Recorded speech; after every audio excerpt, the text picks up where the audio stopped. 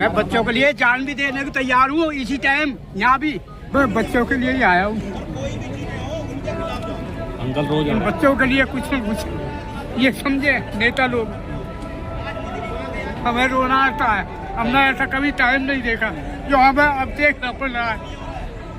बच्चों के भविष्य के क्या होगा, इन बच्चों का कौन होगा?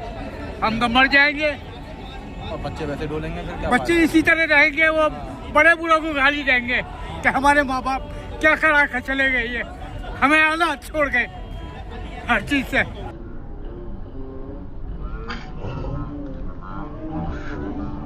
कहाँ से आए अंकल आप? मैं दिल्ली से ही हूँ।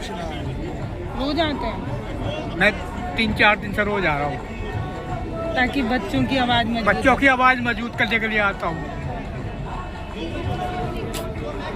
मैं भी रिटायर आपकी हूँ। उम्र तो काफी हो गई अंकल। मेरी भी 76 साल की हो गई। 76 में मैं चल रहा हूँ। मोदी जी से 6-7 महीने छोटा ही हूँगा।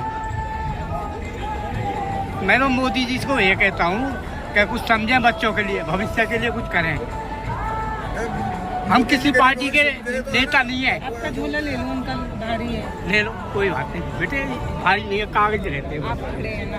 ना मेरे कागज रहते हैं, कोई भारी नहीं, ऐसी कोई बात नहीं। बस मैं तो यही चाहता हूँ, मैं ही अपनी आवाज़ को शांत कर रहा हूँ कि बच्चों के लिए मोदी जी कुछ करें। ये जो पेपर लीक हो रहा है ये गलत हो रहा है। एक नहीं, सारे आपके बच्चे भी तैयारी करते हैं? मेरे बच्चे भी तैयारी करते हैं, मेरे बच्चे तो कर चुके हैं। सारे पेपर लीक। अपना माइक नहीं है भैया, बड़ा मुश्किल से आवाज कैच कर रहे हैं, ऐसे मत करो। तो ऐसी बात है। मैं तो यही चाहता हूँ, कहाँ से मैं आते किसी हैं पार्टी का नहीं हूँ, ना किसी पार्टी का नेता हूँ। रोज मैं कैसे आते हैं? बच्चे छोड़ने आते हैं, अकेले नहीं आते नहीं, हैं? मैं आ जाता हूँ, बस से आ जाता हूँ। मैं बस से आ जाता हूँ। मैं भी रिटायर हूँ, सरकारी तो नौकरी बूढ़े हो से। गए, घर पे क्यों नहीं रहते अंकल? मैं घर पे रहा नहीं बहुत गर्मी जाए। है। मेरे को डॉक्टर ने बोला हुआ है चलने फिरने के लिए। मेरे नस ब्लॉक हो गई थी। मैं तो नेचुरोपैथिक इलाज करवाया था। मैं 4 महीने में उठा नेचुरोपैथिक इलाज करके। तब मुझे चलना बताया है, जितना चलोगे पैदल तुम्हें आराम मिलेगा। वजन उठाना है वजन, डॉक्टर बोला है उठाइए। वजन नहीं उठाना है। अच्छा, बस ये है। और मैं ही अपनी समाप्त करता हूँ। मैं हाथ जोड़ता हूँ सब। मेरी कोई गलती हो अच्छा क्षमा अंकल, करें। ऐसा कभी आपने अपनी जिंदगी में देखा है? मैं तो नहीं देखा, पेपर लीक होते हैं, कभी नहीं सरकार से इतना नाराज हुआ हूँ तो। कभी नहीं देखा मैंने, तो कभी देखा ही नहीं। इतना ये जो मौका इन्होंने दिया है, ये गलत दिया है। हमें मौका नहीं देना चाहिए था इन्होंने।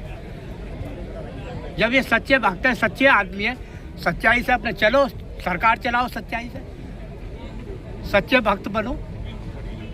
कहाँ लेके जाओगे इसको है?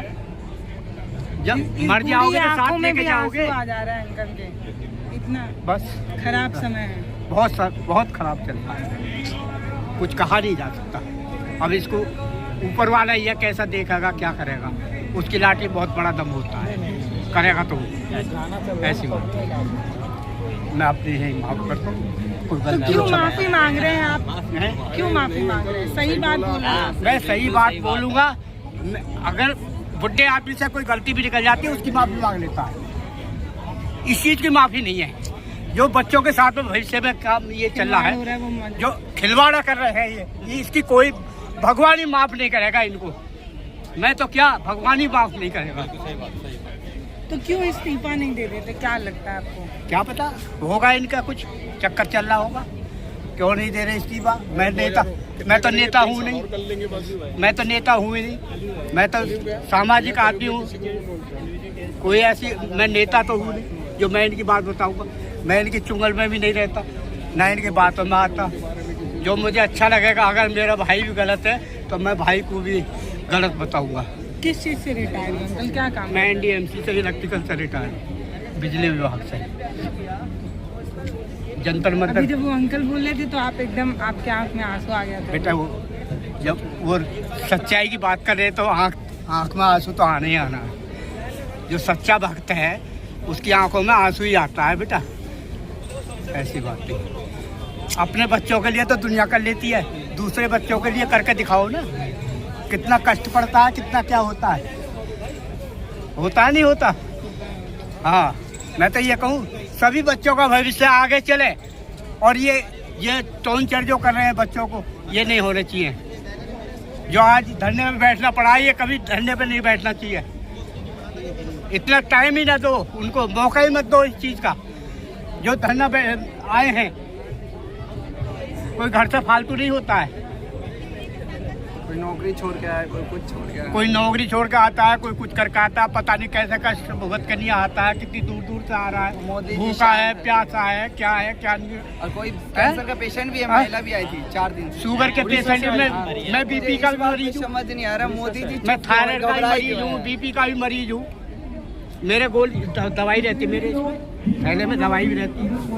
मैं कोई थोड़े, मैं दवाई भी रखता हूँ, दवाई मेरे साथ रहती है। कॉन्फ्रेंस अभी जीत के स्टार्ट होने वाला है। बेटा मैं दवाई भी रखता हूँ, ऐसी बात है। बच्चों के लिए अपनी जान भी कुर्बान कर सकता हूँ मैं, ऐसी बात नहीं। ज्यादा देश की शहीद होने के लिए बात करें, आपने सैल्यूट है। और 21 तो मैं बच्चों के लिए जान भी देने को तैयार हूँ इसी टाइम, यहाँ भी। देश के ये देख लो, आपके जान की कोई कीमत नहीं लगाएंगे, 2-4 दिन सब रोएंगे, बस चुप हो जाएंगे।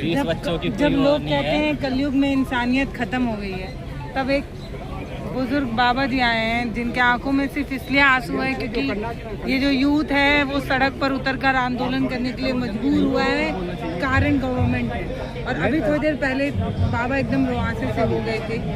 और ये सच में बहुत बुरी बात है यार, कि मतलब देश के युवा को कहीं ना कहीं उनकी जवानी को देश के विकास में लगाना चाहिए, लेकिन यहाँ पर आकर धूप में जो है वो एक मंत्री का इस्तीफा मांग रहे हैं। भारत में इससे ज्यादा शर्म की और कोई बात ही नहीं हो सकती कि जब देश का जो युवा है, जो यूथ है, वो देश के विकास के लिए नहीं, एक मंत्री के इस्तीफे के लिए आंदोलन पे बैठा है और ऐसे बुजुर्ग लोगों को रोना पड़े। हम कैसे लोकतांत्रिक देश हैं? मतलब हमारा देश आज़ाद कब रहेगा? जब हमें आज़ादी से जीने देंगे। ये देश को गुलाम बनाने का तरीका बना रखा है। जैसे मोदी जी घबराए, मोदी जी के काम करने का तरीका अलग ही है। भाई साहब विदेश जाएंगे, महंगे सूट पहनेंगे और बड़ी बड़ी गोदी मीडिया क्या करेंगी? मेलोडी चॉकलेटी क्यों है, आम कैसे खाते, ये दिखाती है। रोने लगे थे बाबा। बाबा बहुत